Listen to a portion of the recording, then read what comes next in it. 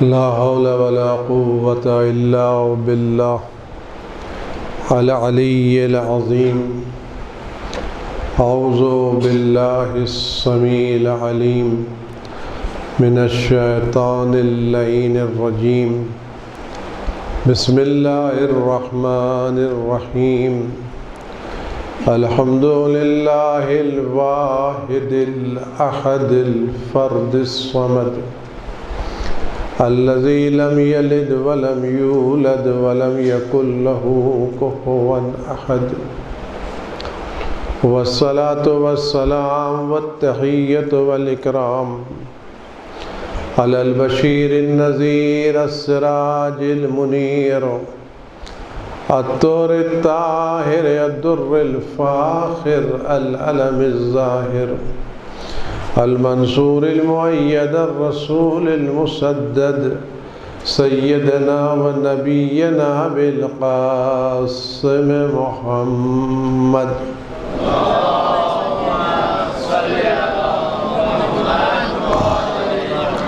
وعلى آله الطيبين الطاهرين المعصومين المظلومين الذين أذهب الله عنهم الرجس وطهرهم تطهيرا.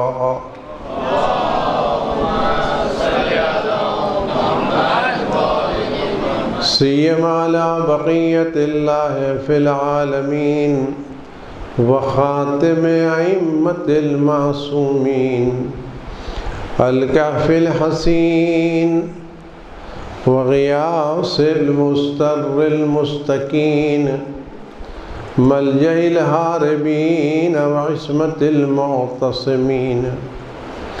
أرواحنا وأرواح العالمين لتراب مقدمه فدا عجل الله تعالى فرجه الشريف. واللعنة الدائمة الباقية على أعدائهم وقتلتهم وغاصب حقوقهم أجمعين. أما بعد فقد قال رسول الله صلى الله عليه وآله وسلم: الدنيا دار مجاز والآخرة دار قرار. خذوا لمقركم من ممركم. صلوات بھیجے بر محمد اور آل محمد.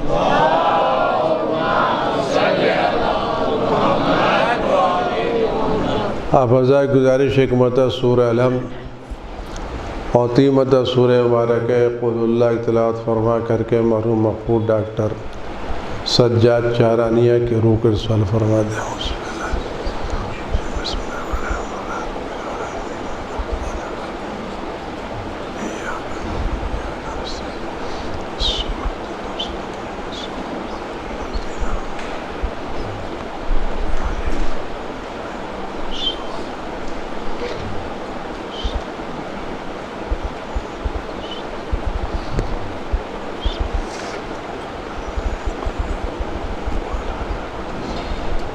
صلوات بھیجے بر محمد و آل محمد.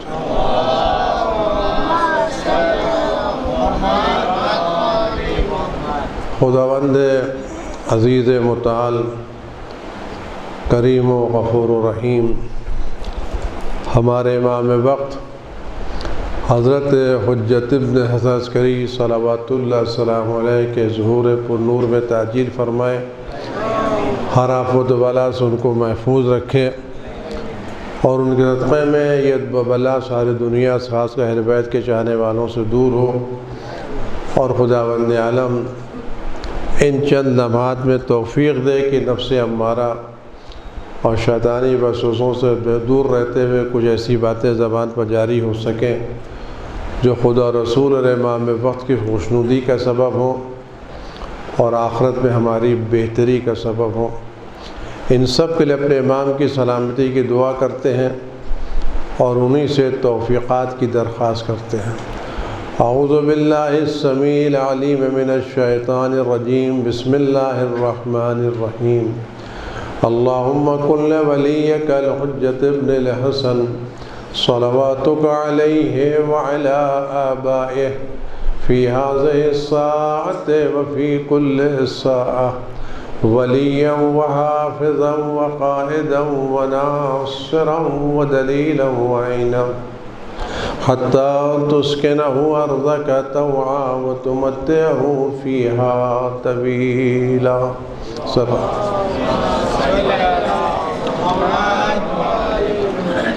عزیزان گرامی، اہل بیت علیہ السلام اور حضرت رسول خدا صلی اللہ علیہ وسلم جو باتیں بیان فرماتے ہیں وہ سب کی سب 100% سچی اور حقیقت ہے. اس میں ذرہ برابر شک و شبہے کی گنجائش نہیں ہے.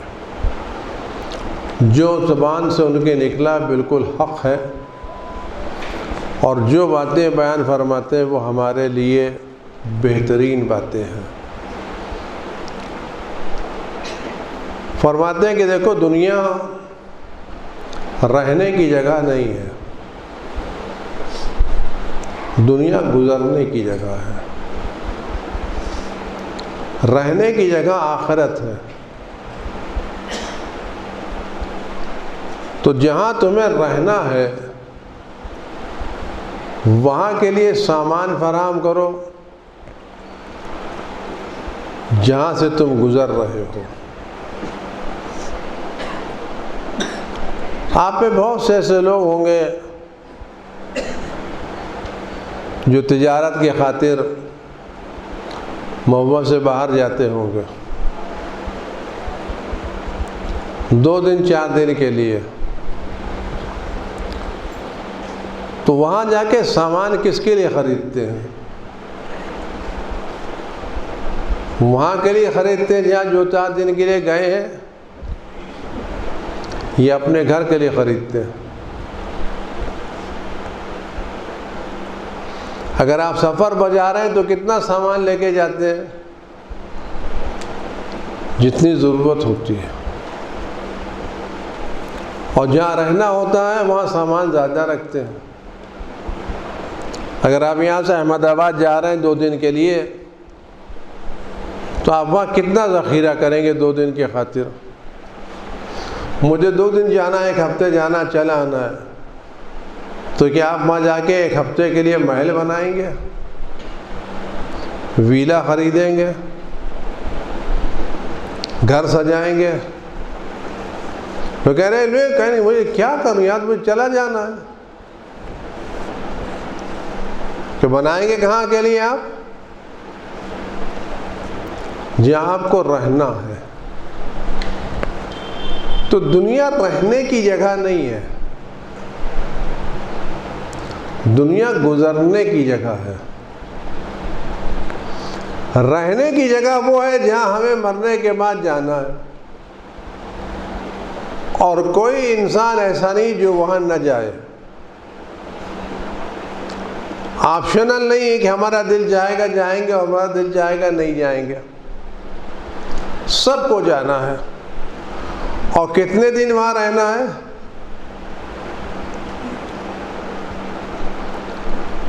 جب یہاں سے جائیں گے تو ہمیں کتنے دن قیامت میں رہنا ہے؟ 1 سال، 2 سال، 10 سال، 20 سال، 100 سال، کتنے سال رہنا ہے؟ کوئی بتائے گا ہمیں کتنے دن رہنا ہے؟ بولے کتنے دن رہنا ہے ہم کو؟ ہم جب یہاں سے قیامت میں جائیں گے تو کتنے دن وہاں ہم کو وہاں رہنا ہے؟ 2-4 دن رہنا ہے یا ہمیشہ رہنا ہے؟ ہمیشہ رہنا ہے. دنیا میں کتنے دن رہنا ہے؟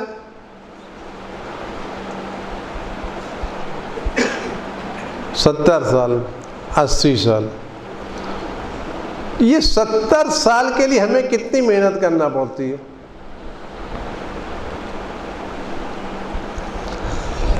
اگر ہمیں 70 سال رہنا ہے تو ہم 70 سال کے لیے صبح سے لے کے شام تک کتنی محنت کرتے ہیں.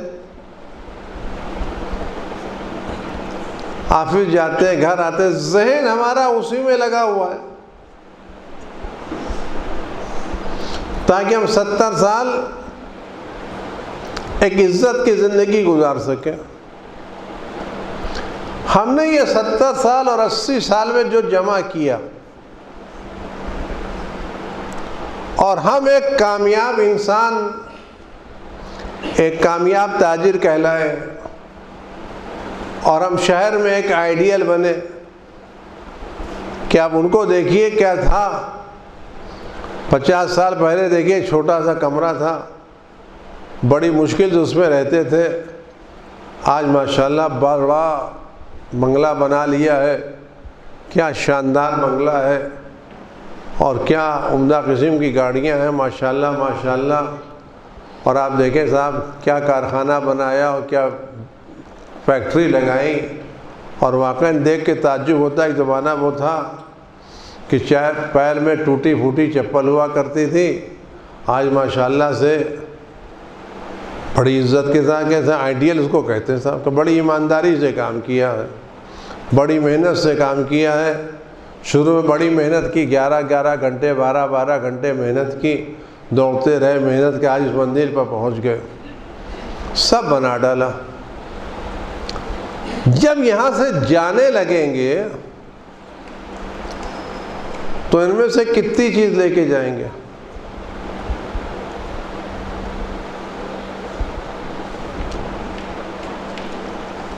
آدمی یہاں سے احمد آباد جائے اور اپنی زندگی کا سرمایہ اکٹھا کر کے جائے، اور ساری ضروریات زندگی وہاں اکٹھا کر کے لے لے، خرید لے، اور جب وہاں سے مبوا واپس ہے کہ آپ کچھ لے نہیں جا سکتے، تو اس آدمی کو کیا کہا جائے گا؟ ہمارا رہنا تم کو مبوا میں ہے، سامان اکٹھا کیا تم نے احمد آباد میں، اور لا کچھ بھی نہیں پائے۔ عقل مند کون ہے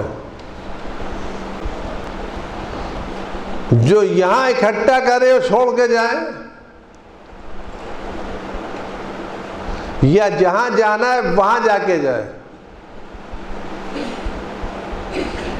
دیکھیے میں آپ نے چھوٹی سی مثال اس کو لے کے سلوات بھیجے محمد آل محمد پر۔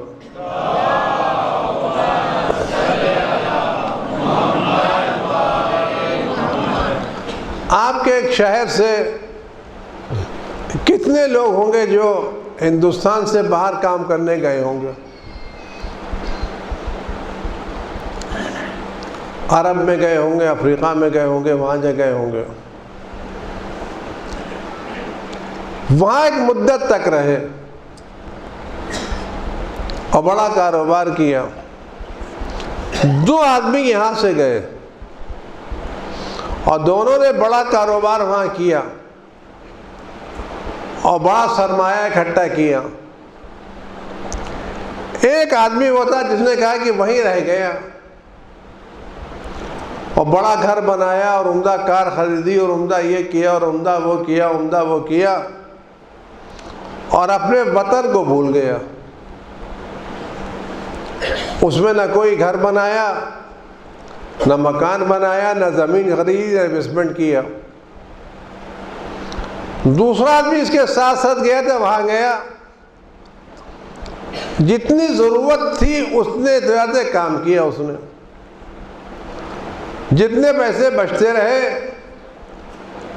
اس میں چھوٹے چھوٹے پیسے سے زمین خریدی وطن میں، چھوٹا موٹا مکان بنایا، چھوٹا موٹا انویسٹمنٹ کیا، اور ایک ٹھہرنے کی جگہ بنا لی۔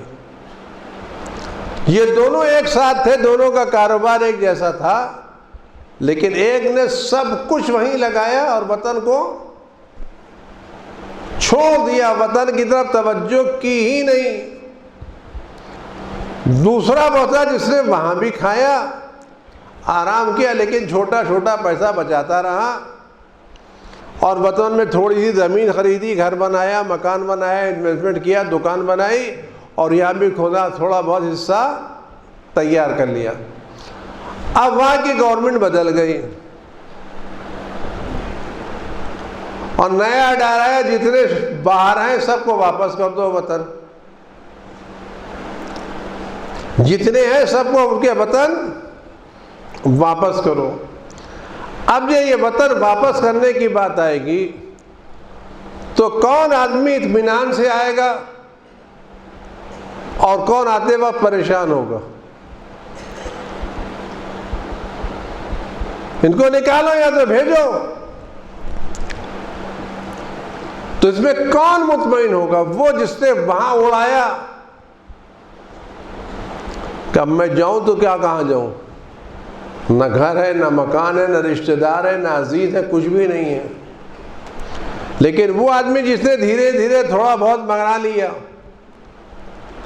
گھر بنا لیا، مکان، اس نے کہا مجھے کیا پرواہ ہے، تم نکال دو، کل کے بجے آج نکال دو، میرا گھر موجود ہے، مکان موجود ہے، دکان موجود ہے، کاروبار موجود، میں وہاں رہوں گا.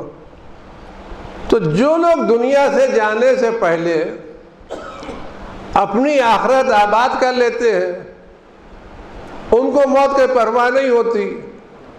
ویرانے سے جا رہے ہیں، آبادی کی طرف جا رہے ہیں. اور جنہوں نے خالی دنیا ہی آباد کی ہے وہ موت سے گھبراتے ہمیں کیا کرنا ہے، جانا ہمیں وہاں ہے. اور آپ یقین جانیے ہر وہ شخص روایت میں کہ جس کو قیامت پر یقین ہوتا ہے وہ کار خیر کرنے میں کنجوسی سے کام نہیں لیتا. میں ایک چھوٹی سی بات عرض کروں صلوات بھیجیں محمد و آل محمد پر.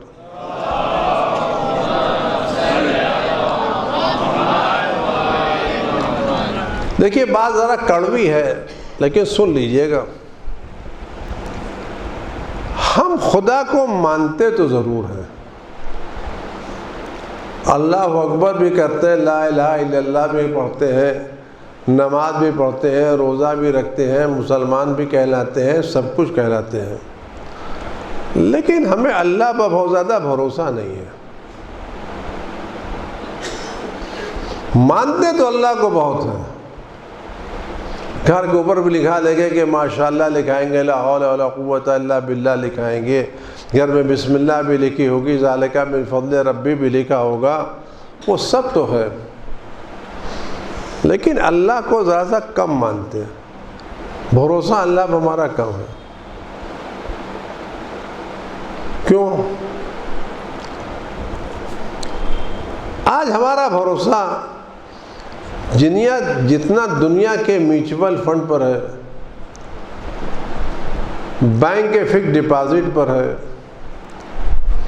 دنیا کی زمین پر ہے، کارخانوں پر ہے، ہمیں اتنا بھروسہ خدا پر نہیں ہے. اگر ہمارے پاس کاروبار میں پیسے اضافے آ جائیں،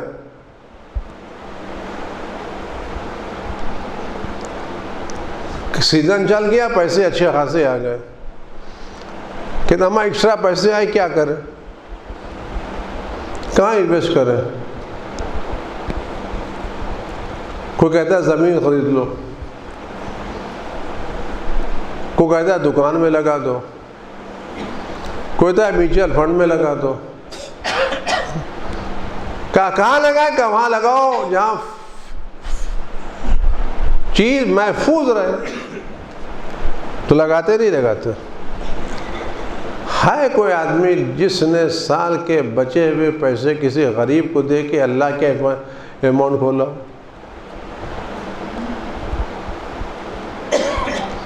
اگر سال میں پیسے بچ گئے کہاں یہ کھول لو، ایک نیا کارخانہ کھول لو. سی اے کہہ رہا ہے کہ ہمارے پاس پیسہ کا ایک دوسری فیکٹری لگا دو. کسی نے کہا میں ایک فیکٹری دے دی کافی ہے، اب ایک دوسری فیکٹری تک قیامت میں لگاتے ہیں. کیسے لگائیں گے؟ کہ چلو 10 غریبوں کا گھر بنا دیتے ہیں. جو ایکسٹرا پیسے بچ گئے ہیں، بجائے کہ ہم اپنے لیے ایک نیا مکان خریدیں دنیا میں، ہم کیوں نہیں اللہ پر بھروسہ کر کے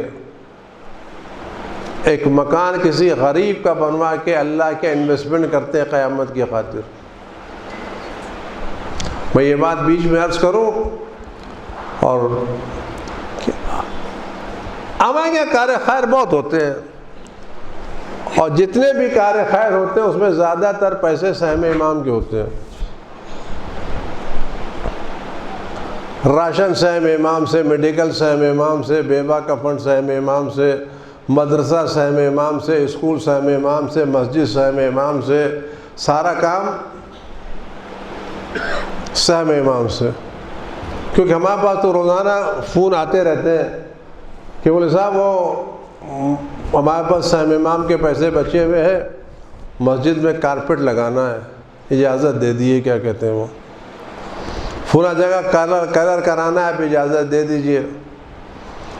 اور یہ آپ بہت کہتے ہیں وہ ہمارے غریب ہیں، بھائی ہیں، وزراء محتاج ہیں، ان کی ضرورت پڑ گئی ہے، تو اگر آپ کو اجازت دے تو سہم امام ان کی بھی مدد کرتے ہیں.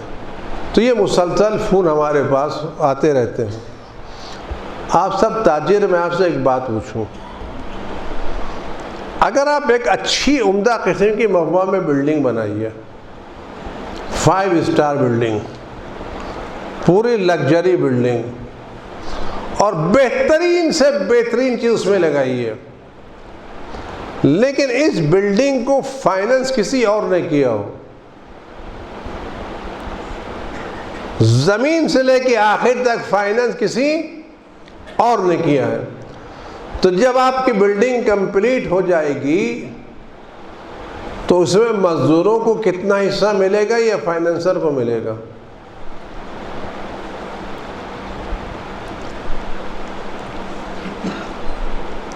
آپ نے 100 فلیٹ بنائے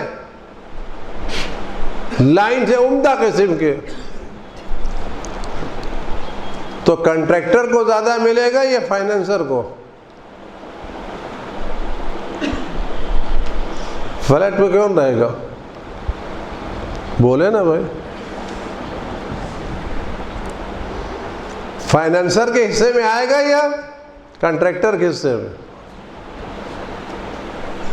بولیے نا. کنٹریکٹر کو ملے گا یا فائننسر کو؟ فائننسر کو ملے گا. کنٹریکٹر سے کیا جائے گا؟ کام ختم ہو گیا، خدا حافظ. تو جو فائننس کرے گا بینیفٹ بھی وہی اٹھائے گا. تو جب دین کا سارا کام امام کے پیسے سے ہوگا تو کل ثواب بھی امام کے کھاتے میں جائے گا، ہمارے کھاتے میں جانے والا نہیں ہے.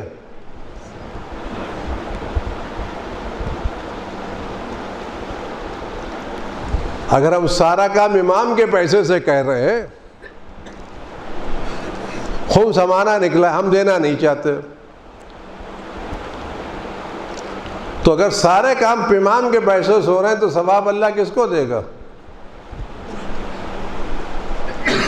ہم تو یہاں سوچ کے گئے تھے، ہم نے بلڈنگیں بنائی، مسجدیں بنائی، فلاں بنایا، اور اپنے چوپڑے میں لکھا یہ بنایا. قیامت پوچھیں گے، اللہ پوچھے کہ بتاؤ فائننس کس نے کیا تھا؟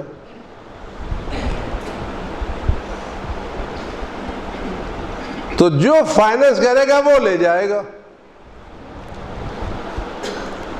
کہ تم نے تو اپنا پیسہ حفاظت سے فکس ڈپازٹ میں رکھا،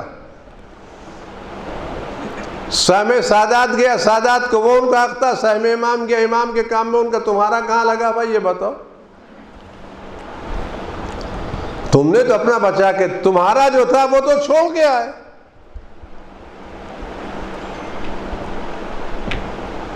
تو اگر ہمیں جانا ہے تو ہم کیا لے کے جائیں؟ کہتے ہیں وہ شخص جس کو قیامت پر یقین ہوتا ہے وہ اپنے بچے ہوئے پیسے دنیا میں نہیں لگاتا، آخرت پہ لگاتا ہے. بجائے اس کے کہ یہ پیسے میں اپنے لاکر میں رکھوں، اللہ نے کچھ لاکر بنائے ہیں. حضرت امام جعفر صادق علیہ الصلوۃ والسلام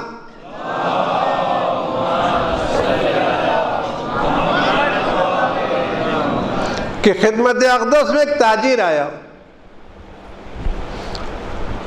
ہر سال وہ مدینے جاتا تھا زیارت کرنے کے لیے، ملاقات، امام سے ملاقات کرتا. اس زمانے میں ہوٹل نہیں ہوا کرتے تھے، اس کو رہنے کی پریشانی ہوتی تھی. اس نے امام کو پیسے دے کہ مولا ایک کام کرے، میں ہر سال آتا ہوں یا رہ جاتا ہوں، میں چاہتا ہوں میرا ایک گھر آپ خرید دیں تاکہ میں آؤں تو میں اپنے گھر میں رہ جاؤں۔ اس نے امام کو پیسہ دیا، چلا گیا۔ یہ بات ہمارے ذہن میں رہنا چاہیے کہ ہمارے پیسے پر جتنا اختیار ہمارا ہے اس سے زیادہ ہمارے پیسے پر ہمارے امام کا اختیار ہے۔ جو پیغمبر حدیث میں من کنتو مولا فرمایا تھا، اس کا مطلب کیا تھا کہ تمہاری جان پر، تمہارے مال پر، تمہاری جائیداد پر سب سے زیادہ حق مجھے حاصل ہے۔ امامت مطلب ہے کہ امام کو ہماری جان پر ہم سے زیادہ حق حاصل ہے، ہمارے مال پر امام کو ہم سے زیادہ حق حاصل ہے۔ کہ مولا یہ پیسے ہم آپ کو دے رہے ہیں، آپ ایک گھر خرید دیجئے۔ وہ چلا گیا،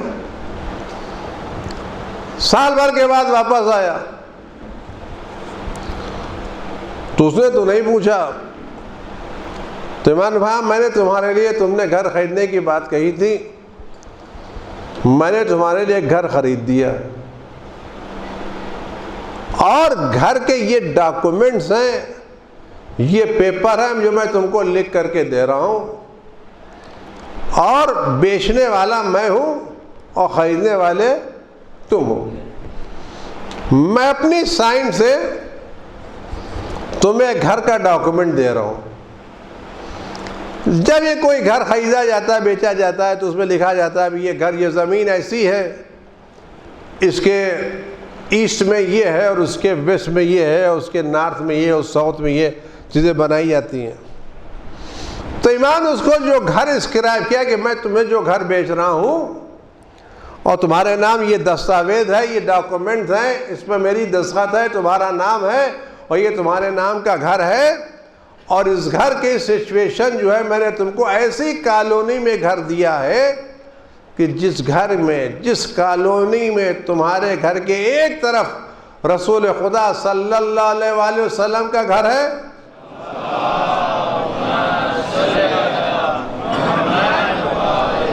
ایک طرف حضرت علی بن ابی طالب علیہ السلام کا گھر ہے،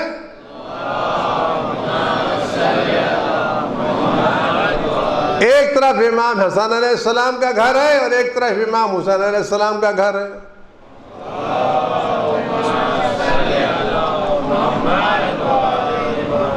وہ آدمی بہت شوقیہ، مولا یہ مدینے میں ایسا گھر کہاں مل گیا کہ پنجتن کے گھر کے درمیان مجھے گھر مل جائے، مجھے گھر مل جائے، اتنا عمدہ گھر، میں جو گھر چاہتا لیکن آپ اتنا عمدہ گھر مجھے خرید کے دے دیا کہ ایک طرف رسول اللہ گھر، علیہ السلام گھر ہے، سارے گھر موجود ہیں، اور ڈاکومنٹ آپ لکھ کے دے رہے ہیں، یہ میرا ڈاکومنٹ ہے، لکھ لو، میری سائن ہے، اس کو اپنے پاس رکھنا۔ پوچھا مولا یہ گھر کہاں ہے؟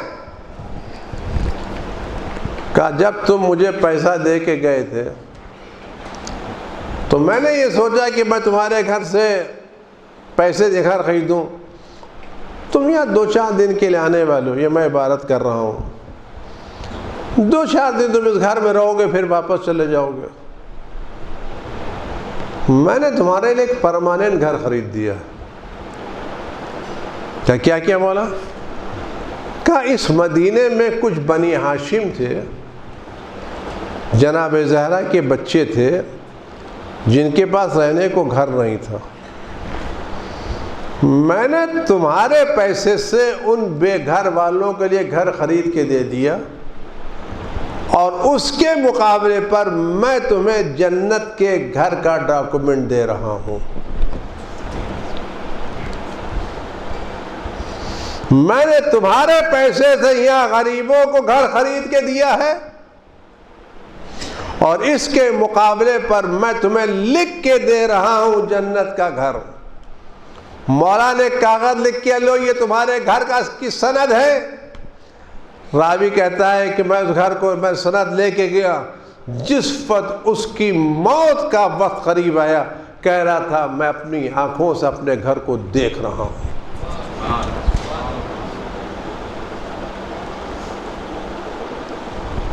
کوئی ہے جو خدا کے اس اعلان پر بھروسہ کرے؟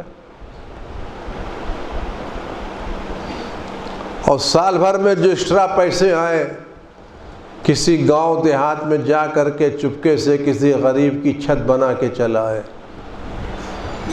یہ پوچھے مجھے سال بھر میں ایکسٹرا پیسے آ گئے، کاروبار اچھا چلا، سیزن اچھا چلا، آج کل زیادہ مل گیا ہے، تو میرے پاس سال بھر کے خرچے تو ہیں ہی، یہ تو چلنے ہی والا ہے، چلو کسی غریب کے چل کے چپکے سے کسی کی چھت بنا کے آ جائیں تاکہ مجھے قیامت میں اس دن سایہ ملے جب کوئی سایہ نہیں ہوگا۔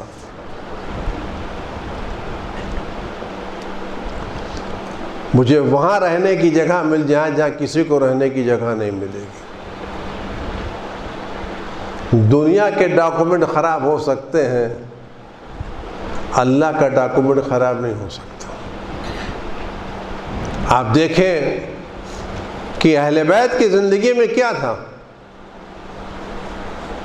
بھروسہ تھا خدا پر۔ خدا کو ماننا الگ مسئلہ ہے، خدا کی ذات پر بھروسہ کرنا الگ مسئلہ ہے۔ ہم سچ بتائیں، آج جتنا ہمیں بینکوں کے فکس ڈپازٹ پر بھروسہ ہے، کیا اتنا خدا پر بھروسہ ہے؟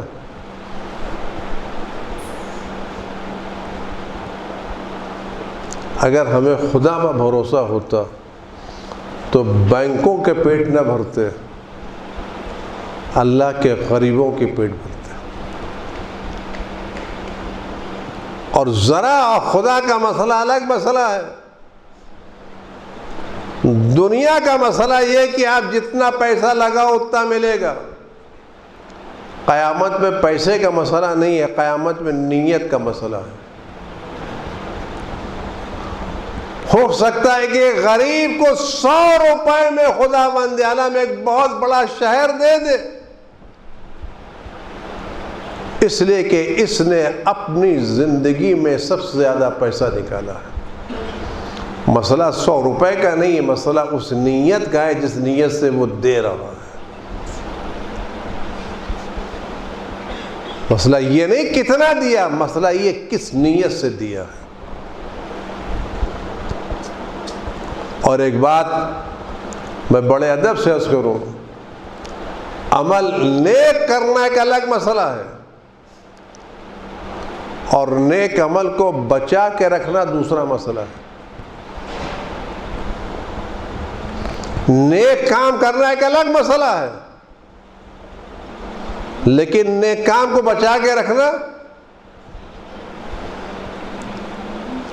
آپ اپنے گھر میں پیسے اکٹھا کر رکھے، لیکن اگر دیمک لگ گئی اس کے اندر اور سب چٹ گئی تو کیا ہوگا؟ بچے گا کچھ؟ تو اگر گھر میں سامان رکھنا ہے حفاظت بھی تو کرنی ہے، کہتے ہیں عورتیں زیور رکھتی ہیں، اگر آپ زیور کی حفاظت نہ کیجیے خراب ہوتے نہیں ہوتے۔ خریدنا الگ مسئلہ، سنبھال کے رکھنا الگ مسئلہ۔ تو نیک عمل انجام دینا ایک الگ مسئلہ ہے، اور نیک عمل کو بچا کے رکھنا ایک دوسرا مسئلہ ہے۔ روایت میں کہتا ہے جب کوئی شخص نیک عمل انجام دیتا ہے تو اس کو ثواب ملتا ہے، اور ادھر اس نے 4 آدمیوں کے سامنے اپنا ذکر کیا، میں نے یہ کیا، تو ایک مرتبہ اپنے کار خیر کا تذکرہ کرتا ہے تو 1/3 ختم، دوسری مرتبہ کیا تو 2/3 ختم، تیسری مرتبہ کیا تو جو کیا تو سب ختم ہو گیا۔ جب قیامت مجھے کیا کہا، بھائی تم نے کیا تھا، تذکرہ کیا، ختم ہو گیا تمہارا کام۔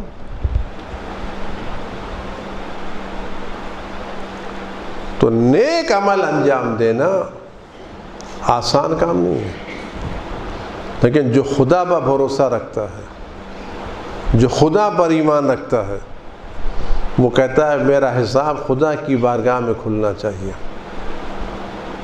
میرا حساب دنیا میں نہیں کھلنا چاہیے۔ جو خدا پر یقین رکھے گا وہ کار خیر میں کبھی کنجوسی سے کام نہیں لے گا۔ اہل بیت کی زندگی میں کیا ملتا ہے؟ اہل بیت کیا نہیں بچا سکتے تھے؟ اہل بیت غریب تھے کیا؟ فقیر تھے کیا؟ آج ہم جن کی تقلید کرتے ہیں، آیت اللہ آغا سستانی خود ہم سے فرمانے لگے ایک مرتبہ، کہہ لگے میاں اب تک میں نے اپنی زندگی میں، فرمانے لگے، نہ سہم امام استعمال کیا نہ سہم سادات، آتے میرے پاس پیسے بہت کروڑوں، لوگ دے کے چلے جاتے، کوئی پوچھنے والا بھی نہیں ہے، لیکن میں نے آج تک اپنی زندگی میں ایک نیا پیسہ اپنی ذاتی زندگی نہ سہم امام نہ سہم سادات، جو مجھے لوگ تحفہ لے کے آتے ہیں، گفٹ دیتے ہیں، میں وہ استعمال کرتا ہوں، یہ سہم امام استعمال نہیں کرتا۔ نہ میرے پاس ایک بالش زمین ہے اور نہ میرے بچوں کے بعد کوئی بہت بڑا گھر ہے، اور نہ میں گھر میں کوئی بہت بڑی دعوت کرتا ہوں، کوئی بڑے پروگرام میں منعقد نہیں کرتا، چھوٹی موٹی زندگی گزارتا ہوں۔ بلکہ بات کہہ لیں کہ تو اب جب سے ڈاکٹروں نے مجھے کہا ہے کہ آپ کچھ کھانے پینے میں احتیاط کیجئے، تو میں نے ذرا چیزیں شروع کر دی ہیں، ورنہ میں مدتوں جو کی روٹی اور چائے میں ڈال کے کھایا کرتا تھا بس۔ ڈاکٹروں کا نہیں، آپ کے وٹامن کم ہو جائیں گے یا آپ کی آنکھوں کا مسئلہ ہے۔ تو جو مجھے پیسے ملتے میں کہا، اور جو مجھے پیسے ملتے ہیں اس میں بھی میں 2-4 گھر والوں کو چلاتا ہوں، 2-4 غریب گھر والوں کو میں چلاتا ہوں، اور جو بچ جاتے ہیں وہ بھی دے دیتا ہوں۔ جملہ کیا ہے یہ آپ رکھیں، اگر آپ کے کانوں تک جملہ پہنچ جائے، قیمتی جملہ مرجعیت کہیے، کہا میں یہاں رکھ کے کیا کروں گا؟ جہاں مجھے جانا ہے وہاں کے لیے بھیجتا رہتا ہوں۔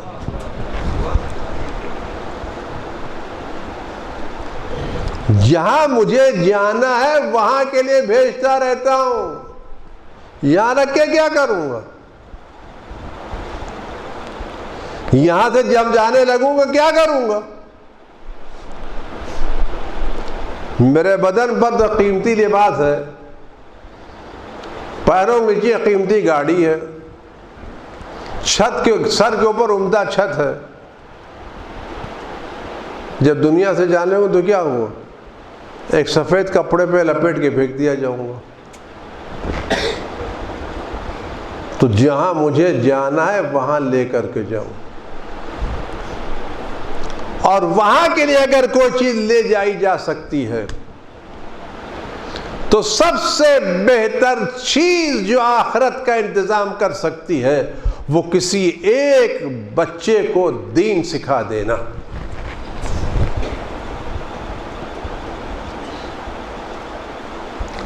ایک بچے کو، خود ہمارے ڈاکٹر صاحب پر رحمت کے نوالوں، آج ان کو دنیا قیامت میں کتنے کتنے محل ملے ہوں گے،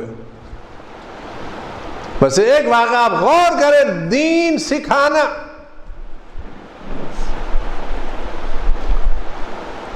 یہ واقعہ نقل کیا کسی نے کہ مسجد میں نماز ہو رہی تھی، نماز کے بعد پیشوا صاحبان نکلے تو 2 لڑکے آپس میں لڑ رہے تھے، ایک نے ایک کو مار دیا، بیچارہ رو رہا تھا، تو ان کو اس غریب بچے پر ترس آیا، اس کو لے کے بیٹھ گئے، سر پر ہاتھ پھیرا، اس کے آنسو پوچھے، اور بات کرتے کرتے پوچھا بیٹا بتاؤ تو نماز بتاؤ، نماز پڑھو۔ تو اس کو نماز پڑھنا نہیں آتی تھی،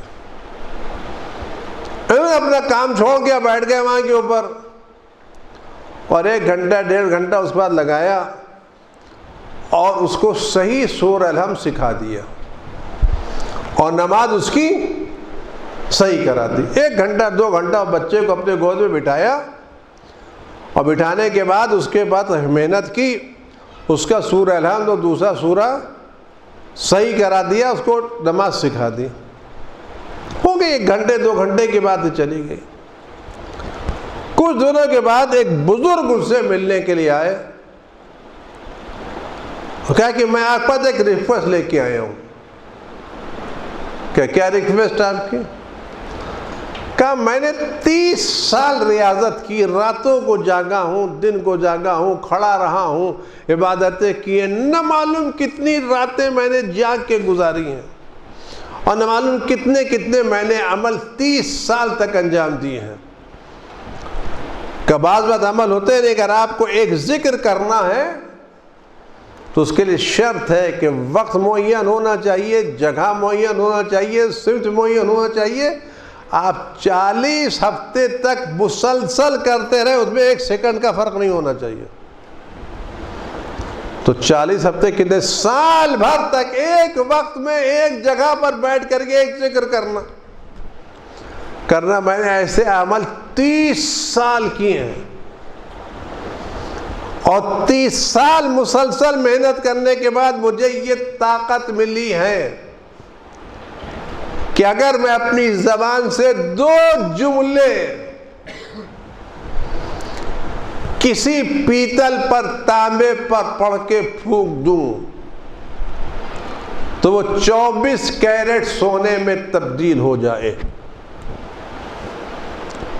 کوئی لیبارٹری, کوئی اس کو چیلنج نہیں کر سکے. میں پھونک دوں 2 جملے زبان سے اس کے اوپر,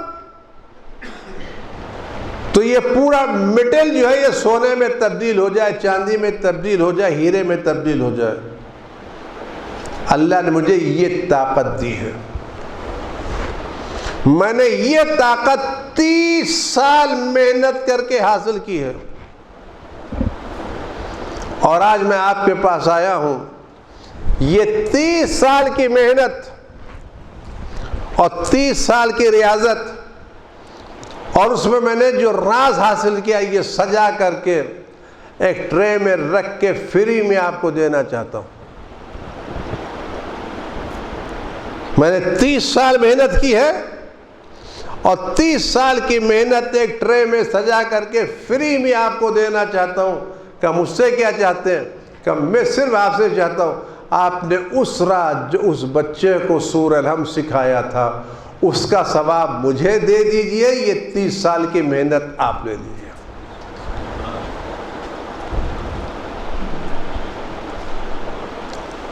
تیس سال کی محنت آپ لے لیجئے, ایک سورہ الحمد سکھانے کا ثواب مجھے دے دیجئے. آپ غور کریں, انہوں نے نہ معلوم کتنوں کے سورے صحیح کرائے ہوں گے, اور یہ سعادت نہیں تو کیا ہے کہ آدمی رات میں دیر تک کلاس لیتا رہے, اور تھوڑی دیر کے بعد امام کی بارگاہ میں چلا جائے. خوش قسمت ہے وہ افراد جو خدمت کرتے کرتے اپنے مولا کی بارگاہ میں پہنچ جائیں. خدا ان کے درجات کو بلند کرے, اور مجھے امید ہے کہ وہ اپنے امام کی بارگاہ میں ہوں گے, کیونکہ ائمہ معصومین اپنے غلاموں کو فراموش نہیں کرتے. یہ کریم خاندان ہے, یہ غلاموں کے ساتھ اچھا برتاؤ کرتے ہیں, یہ غلاموں کے سراہنے آتے ہیں, یہ غلاموں کو فراموش نہیں کرتے. عزیز و دوستو, بس بات تمام. امام حسین جہاں کربلا میں اپنے عزیزوں کے سراہنے گئے ہیں, وہی حسین غلاموں کے سراہنے بھی آئے. امام حسین صرف ابو الفضل عباس کے سراہنے نہیں گئے, صرف علی اکبر کے سراہنے نہیں گئے, صرف قاسم کی میت اٹھانے نہیں گئے، امام حسین اس جون کے بھی سراہنے آئے جس کا رنگ کالا تھا، پسینے میں بدبو تھی، اور جس نے امام سے کہا تھا مولا آپ مجھے اس لیے اجازت نہیں دے رہے کہ میرا رنگ کالا ہے اور میرے خون سے، میرے پسینے سے بدبو آ رہی ہے، قسم خدا کی جب تک اس کالے چہرے کو آپ کے چہرے سے ملا نہیں لوں گا، اس بدبودار خون کو جب تک آپ کے خوشبودار خون سے ملا نہیں لوں گا، اس وقت چین سے نہیں بیٹھوں گا۔ امام حسین نے اس غلام کے ساتھ کیا کیا؟ جب جون کی موت کا، شہادت کا وقت قریب آیا تو امام حسین جون کے سرانے آئے، اور امام وقت نے جون کا سر اٹھا کے اپنے زانوں پر رکھا، صرف سر زانوں پر نہیں رکھا،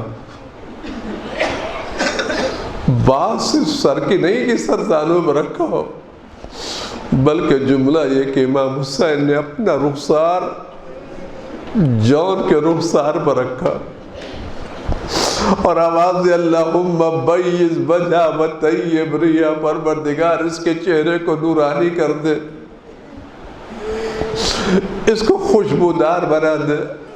عزادارو یہ کریم گھرانہ ہے، اور امام حسین کی دعا کا اثر یہ ہوا کہ جب بنی اسد کے لوگ دفن کرنے کے لیے آئے تو سید سجاد سے پوچھنے لگے ایک میت ہے جس پر سر تو نہیں ہے لیکن اس سے نور ٹپک رہا ہے، نور پھوٹ رہا ہے، خوشبو آ رہی ہے، یہ کس ولی کی میت ہے، یہ کس کی میت ہے، یہ کس کون ہے جس کو اتنا نور پھوٹا؟ امام سجاد نے فرمایا یہ جون ابوذر کے غلام کی میت ہے کہ میرے بابا نے اس کے لیے دعا کی تھی پروردگار اس کے چہرے کو نورانی کر دے، اس کے خون کو خوشبودار کر دے۔ عزاداروں یہ حسین ہے، یہ کریم گھرانہ ہے، یہ کبھی کسی کو بھولتا نہیں۔ بچہ چپے اور سن لے کہ حسین نے کیسے کیسے اپنے غلاموں کے ساتھ کام کیا ہے۔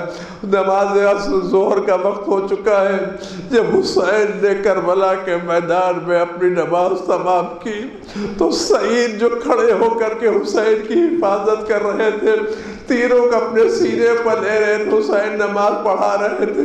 روایت ملتا ہے کہ ادھر حسین نے نماز تمام کی، نہ معلوم کتنے تیر تھے جو سعید کے بدن پر لگ چکے تھے، اور سعید یہ دعا کر رہے تھے پروردگار مجھے اس وقت تک زندہ رہنا جب تک حسین کی نماز تمام نہ ہو جائے۔ پروردگار میں تیرے حسین کی نماز کا آگے کھڑا ہوں، اور تیر چاروں طرف سے آ رہے تھے، ادھر سے تین ادھر سے تین، ایک ایک پیوست ہوتے چلے سے حسین دعا کہتے اے پروردگار یہ تیرا حسین نماز پڑھ رہا ہے، مجھے اس وقت تک کھڑا رکھنا جب تک تیرے حسین کی نماز تمام نہ ہو جائے۔ عزاداروں ہزاروں تیر سعید پر لگے، ادھر حسین نے سلام پھیرا، ادھر سعید نے حسین کو سلام کیا، اور سعید زمین پر گرے۔ عزاداروں ملتا ہے کہ حسین مصلی سے اٹھے، سعید کے سرانے آئے، سعید کا سر اٹھا کر کے اپنے زانوں پر رکھا، اور سعید نے آنکھ کھول کے اتنا کہا اے فرزند رسول کیا حق وفا ادا ہوا، کیا میں نے حق وفا دے کے؟ حسین نے سعید کو دعا دی خدا تمہیں جنت میں نصیب کرے۔ عزاداروں یہ عزاداروں بس ایک جملہ سنے، میں کہوں گا مولا آپ نے تو آخر وقت میں اپنے غلاموں کا سر اپنے زانوں پر رکھا، لیکن جب آپ کی شہادت کا وقت آئے گا تو آپ کا سر کس کے زانوں پر آئے گا؟ زینب یہ منظر دیکھ رہی تھی، حسین زمین پر تھے، شبر کا زانو حسین کے سینے پر تھا، حسین کا سر کٹ رہا تھا، اور زینب آواز دے دی کوئی میرے بھائی کا بچانے والا نہیں۔ الہی بحق الزہراء و ابیہا و بعلہا و بنیہا و سر المستعد فیہا ان تصلی علی فاطمة و ابیہا و بعلہا و بنیہا و سر المستعد فیہا بعدد ما احاط، پروردگار امام زمانہ کے ظہور میں تعجیل فرما، ہر آفت والا سے ہمارے امام کی حفاظت فرما، ہر طرح کے رنج و غم و علم کو ان کو وجود مقدس سے دور فرما، پروردگار اس بلا کو دنیا سے خاص اہل بیت کے چاہنے والوں سے دور فرما، پروردگار مرحوم ڈاکٹر صاحب کے درجات کو بلند سے بلند تر فرما، ان کو جوار ائمہ معصومین میں خاص کے امام زمانہ کے شفاعت نصیب فرما، ان کے بچوں کو، ان کے گھر والوں کو صبر جمیل عنایت فرما۔ آپ حضرت بھی اور شیخ مرتبہ سورہ الحمد اور 3 مرتبہ سورہ البقرہ کے مرحوم سجاد شاہ رحمۃ اللہ علیہ